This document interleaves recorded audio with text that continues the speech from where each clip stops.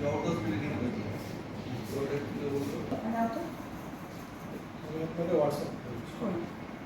সুন্দর উত্তরবঙ্গে ছিলাম। শান্তিকর, রাজভবন থেকে আপনি চিঠি পেয়েছেন 26 তারিখে শপথ গ্রহণের কোনো সিদ্ধান্ত নিয়েছেন? ওই চিঠির প্রত্যুত্তরে কিছু জানিয়েছেন?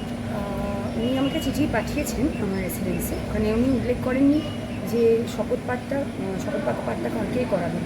তো সেই জন্য আমিও ওনাকে একটা আজকে আবেদন জানিয়েছি। আমি যদি জানতে পারি যে আমার ওথটা কে আমাকে পড়াবেন তো তাহলে ভালো হয়, এবং আমি চাই যে অনারেবল স্পিকার আমার ওথটা যদি মানে ওনাকে যদি অথরিটি দেন, আমি সেটা আবেদন করেছিলাম। এবং যতটা তাড়াতাড়ি সম্ভব যদি করা যায় ব্যবস্থা, কারণ আমি প্রায় 1 মাস হতে চললো, 4 তারিখে রেজাল্ট বেরিয়েছিল। তো আমি পরিষেবা দিতে পারছি না মানুষকে, সেই দিকটা থেকে খুবই অসুবিধা হচ্ছে। আমার অ্যাসেম্বলি কনস্টিটুয়েন্সিতে মানুষের এমার্জেন্সিতে আমি তাদেরকে সই কিছু করে দিতে পারছি না, সেই জন্য আমি ওনাকে আবেদন জানিয়েছি। এতটা যে ডিলে হলো সেইটা নিয়ে আমার দুর্ভাগ্য। এমনি মানে নর্মাল প্রসেসে হয় তখন একটা সবাই মিলে যখন শপথ নেয় সেটা এটা বাই ইলেকশন হয়েছে।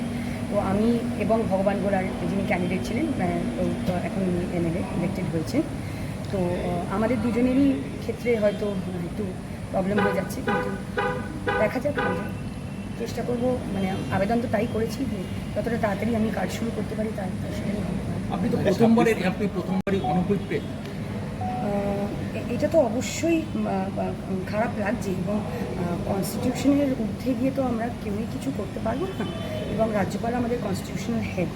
তো সেই দিক থেকে উনি বেটার গাইড করতে পারবেন কতটা আমাদের সমস্ত প্রথা মেনে এবং নিয়ম মেনে করা উচিত। তো সেই জায়গা থেকে আমি আশা করব যে রাজভবন এবং অনারেবল গভর্নর হিজ এক্সেলেন্সি উনি হয়তো আমাদের সেইভাবে গাইডটা করতে পারবেন, যেন ঠিকভাবে আমরা কনস্টিটিউশনাল সমস্ত প্রথা মেনে করতে পারি। কিন্তু রাজভবনে আপনি যেতে চাইছেন